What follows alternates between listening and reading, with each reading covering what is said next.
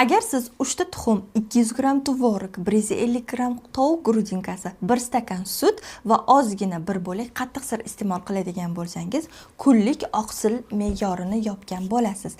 Oqsil yetishmovchiligi organizmda metabolizmni sekinlashishiga, metabolizm sekinlashishi esa vaznlar ketmasligiga sababchi bo'ladi. Undan tashqari, oqsil yetishmaydigan bo'lsa, sizda achoklar yig'ilishni boshlaydi.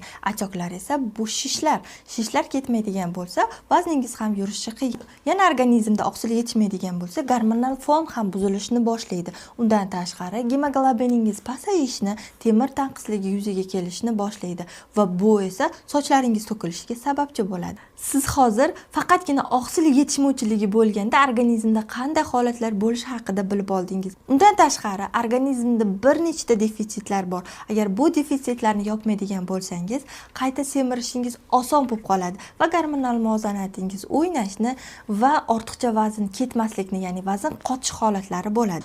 Ozishni sirlarini bilishni xohlasangiz, yopiq Telegram kanaliga qo'shilish uchun esa shunchaki kommentariyada 5 raqamini qoldiring.